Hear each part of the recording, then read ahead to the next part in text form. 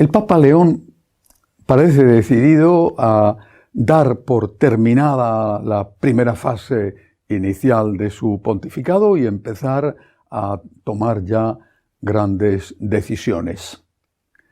Ha convocado a todos los cardenales, a todos, los que están en Roma y los que viven fuera, a un consistorio extraordinario que tendrá lugar el día 7 y 8 del próximo mes de enero, justo el día después en que se clausura el año jubilar.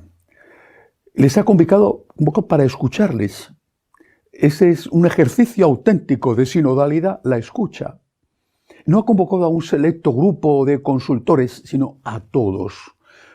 Naturalmente no va a poder escuchar a todos, es imposible que todos puedan hablar, pero sí se oirán las voces representativas de las distintas líneas, sensibilidades que hay en la Iglesia católica.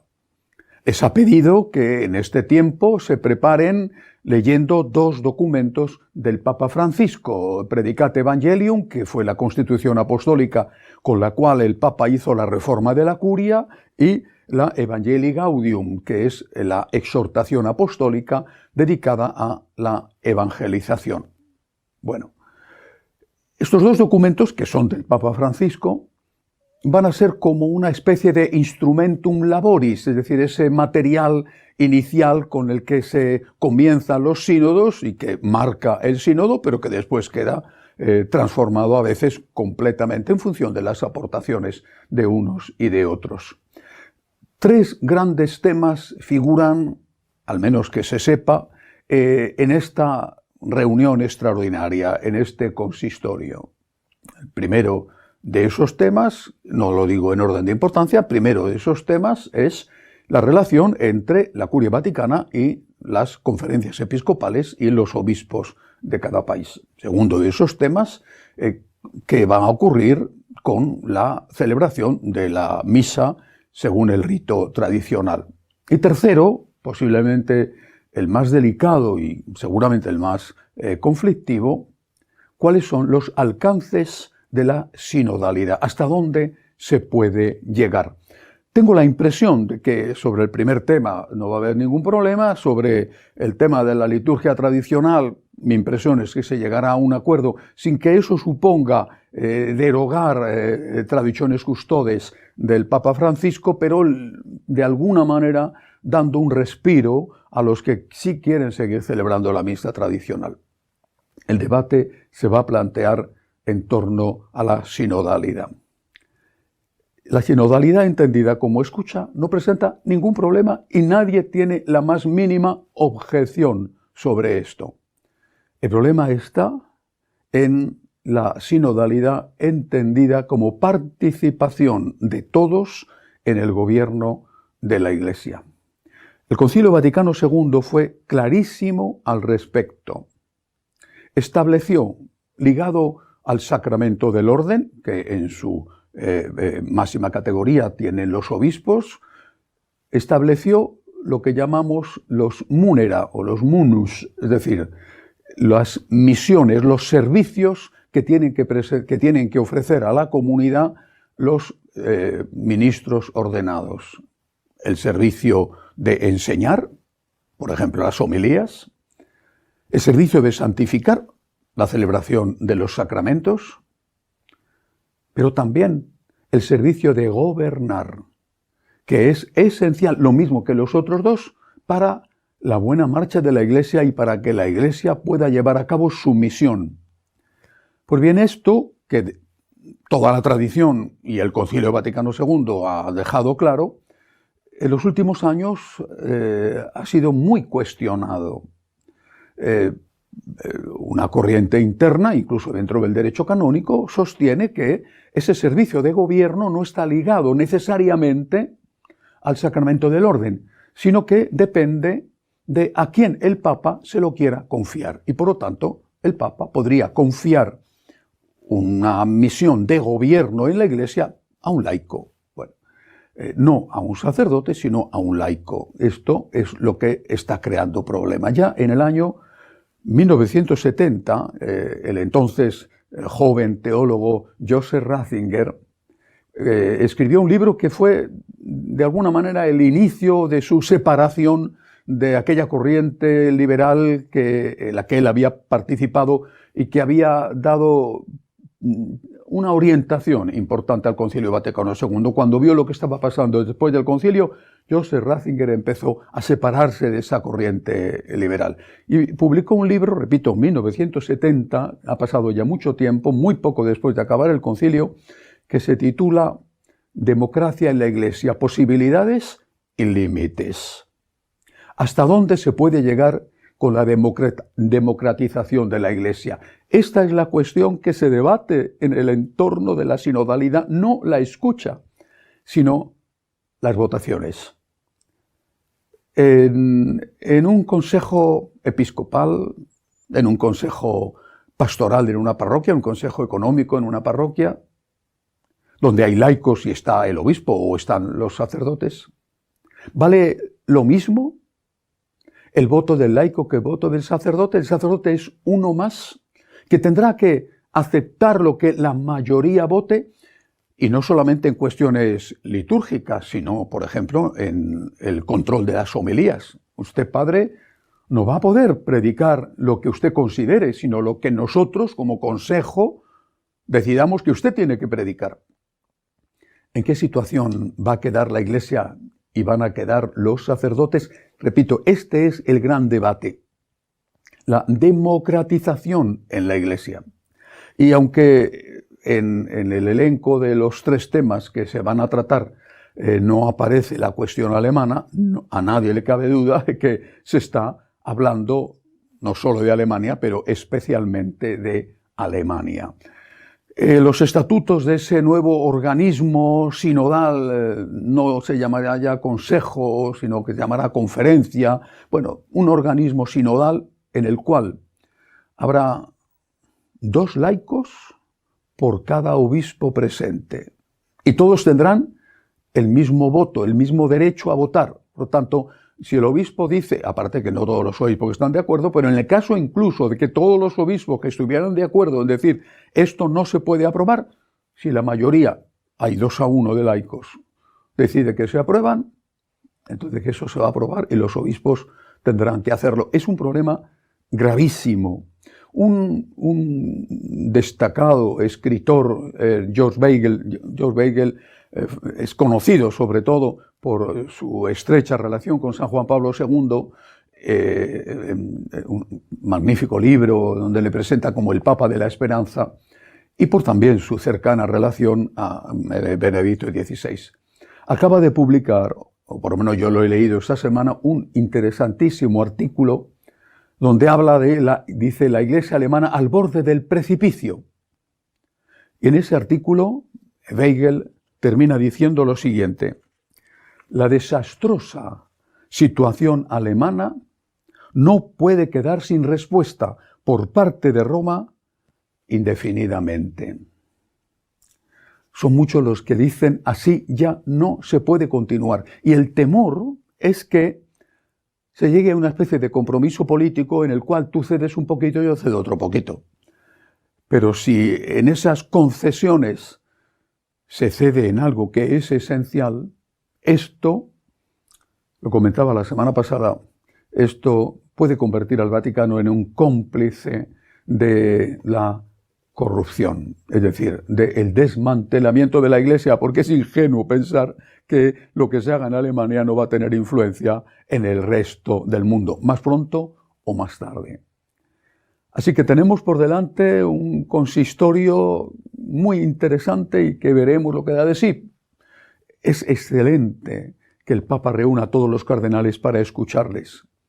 Y es excelente que los temas se planteen abiertamente, no ya con el objetivo de elegir a un nuevo pontífice, que es lo que ocurre en los días previos al cónclave, sino simplemente vamos a hablar, tenemos que evangelizar, tenemos que acabar con las divisiones internas.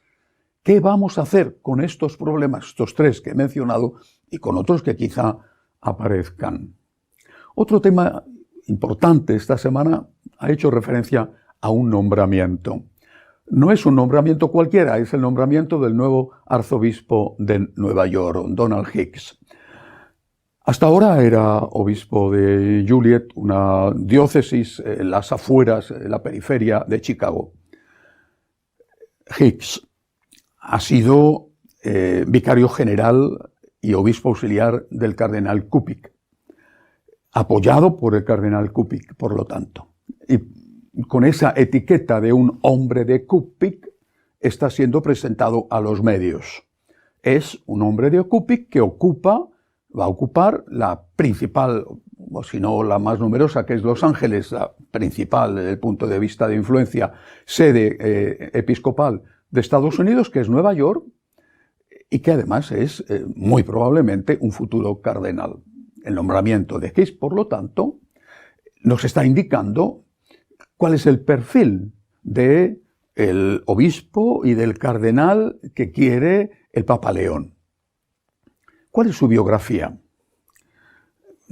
Cura diocesano de Chicago, que en un momento dado siente una llamada fuerte para estar al lado de los últimos y consigue de su obispo, de su arzobispo cardenal, cardenal George, un hombre que algunos lo confunden, era un hombre profundamente fiel y profundamente conservador. Y entonces el cardenal le concede el permiso para ir a dirigir una misión, una institución que cuida de los, supongo que sigue existiendo, que cuida de los huérfanos. Esa sede la tenía en El Salvador, pero atendía a todo Centroamérica. Allí, durante varios años, hace un trabajo excepcional. Y ese trabajo con los huérfanos, huérfanos de la guerra, huérfanos fruto de la prostitución, huérfanos fruto de la violencia, abandonos, eso marca su vida. Él dice que hubiera querido seguir allí para siempre, pero el cardenal George le dice, tienes que volver a Chicago, has estado allí unos años, ahora tienes que reintegrarte a la vida de la diócesis. A su vuelta, siendo una persona en ese momento muy próxima al cardenal George, a su vuelta el cardenal George presenta la dimisión, muere poco después con un terrible cáncer, y es sucedido por el cardenal Cupic, que se encuentra con una diócesis marcada por su predecesor conservador y que busca una persona que pueda hacer de puente. Y esa persona es precisamente Hicks, con una experiencia de un mundo pobre, de unas situaciones sociales incluso límites, El Salvador. El Salvador que en ese momento era el Salvador de las maras salvatruchas, donde los huérfanos eran centenares. A ese hombre le elige como su vicario general. Ejerce ese trabajo durante 5 años. Le sirve a Cupic de puente entre los sacerdotes conservadores y él, que no es en absoluto conservador, sino que al contrario es uno de los representantes del ala más liberal. Y fue una decisión sabia. Vamos a elegir a una persona que haga un poco de puente con estos que a priori me rechazan. Está 3 años como vicario general primero y luego 2 años más como obispo auxiliar, total 5 años. A los 5 años, que es una situación no muy frecuente, sobre todo 2 años solo de obispo auxiliar, Cupic se lo quita del medio. Le manda a una diócesis sufragánea, vecina, una ciudad próxima a Chicago. Bueno, pero se lo quita de medio, para poner ya a uno más identificado completamente con él. ¿Qué ha hecho en Joliet este tiempo Monseñor Hicks? Ha dedicado tiempo al reavivamiento eucarístico, ha insistido en la necesidad de la Eucaristía. Ha sido muy respetuoso con la celebración de la liturgia tradicional y no ha hecho nada que pudiera comprometer, no ha hecho declaraciones que pudieran comprometer en absoluto el dogma o la moral de la Iglesia. Y por eso, cuando se ha conocido el nombramiento, han sido varios los articulistas conservadores de Estados Unidos y de fuera que se han alegrado enormemente con la noticia de que él vaya a sustituir al cardenal Dolan en Nueva York. Pero también hay que decir que fue uno de los firmantes, de los obispos que firmaron la carta pidiendo que no se aplicara la prohibición de comulgar a los políticos que habían apoyado públicamente el aborto, entre ellos el entonces presidente Biden. Y también ha sido uno de los que ha prohibido, con el resto de los obispos del estado de Illinois, de los que han prohibido a sus párrocos que promuevan entre los fieles una legislación, un cambio en la legislación del Estado, por el cual los padres tendrían el derecho a exigir, el derecho a que se les diera el permiso de acceder o rechazar el aborto de sus hijos menores o la transición sexual de sus hijos menores. Por tanto, por un lado, aunque venga de la mano de Cupich, ha hecho en Joliet cosas excelentes, un hombre muy sensible a los que sufren, muy sensible también a la realidad hispana y por lo tanto al problema de los emigrantes, un hombre que está cerca de aquellos que están pasándolo mal, esto es algo maravilloso, un hombre que valora la Eucaristía, que promueve la devoción eucarística, pero a la vez una persona que culturalmente no entraría dentro de ese grupo denominado los obispos soldados, es decir, los obispos que luchan para frenar los cambios culturales y políticos. ¿Qué podría significar el nombramiento de X para la Arquidiócesis de Nueva York? Hay que decir que el Papa León le conoce personalmente, es de Chicago como él, nació y vivió en un barrio al lado de él, fueron a las mismas pizzerías, no a la vez, pero iban a los mismos sitios, a los mismos parques, ha hablado con él, le conoce, es decir, es un nombramiento que el Papa León ha querido explícitamente. ¿Qué puede significar? Quizá que está buscando el perfil de alguien que sea fiel en la doctrina y que se enfoque en la evangelización, en el servicio a los necesitados, pero que deje de lado aquellas cuestiones que pueden ser conflictivas sin negar la doctrina, pero que no insista en cosas que pueden crear polémica. Quizá puede ser ese el perfil. Desde luego, por ahí parece ir el nombramiento de Hicks. Después lo otro, pues ya lo iremos viendo. El 7 y el 8 tenemos una reunión importantísima en la Iglesia y hay que rezar mucho para que el Espíritu Santo sea acogido por los que participan. Pero sobre todo, estamos en las puertas de la Navidad. Ya dentro de nada estaremos cantando los villancicos, postrándonos ante el pesebre con el niño, venerando a la Santísima Virgen y a San José y adorando al Hijo de Dios que se ha hecho hombre. Cristo es nuestra esperanza. Cristo es nuestro Redentor. Feliz y santa Navidad a todos.